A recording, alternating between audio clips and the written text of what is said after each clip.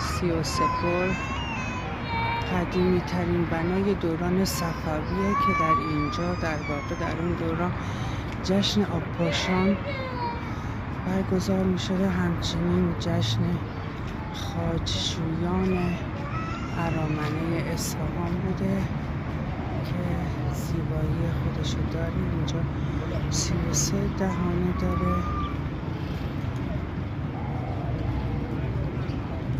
و قدیمی ترین بنای دوران صفوی محسوب میشه. اینجا یه زیبایی خیلی خاص خودشو داره که متاسفانه به لطف دولت مردان بی‌کفایت ما تمام این زاینده رود اینجا خشک خوش شده. ببینید عظمت زیبایی اینجا رو.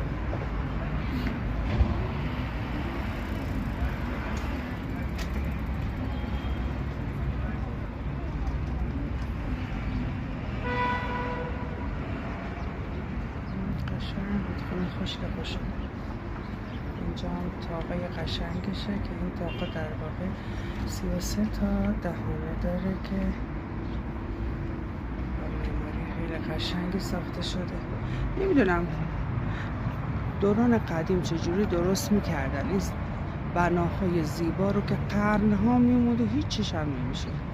باد، بارون، سیل، طوفان، زلزله هرچی میومد اینا تکون نمیخورد.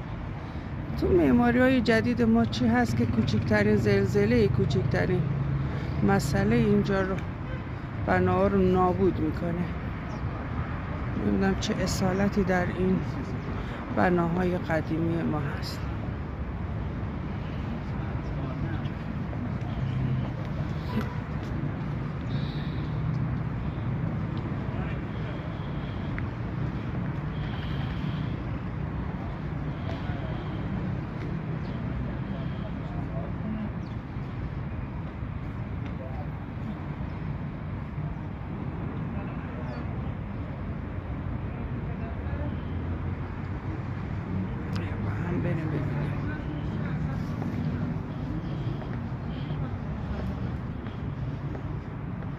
نگید رو 33 پر راه نرفتید. ببینید با من دارید راه میاد.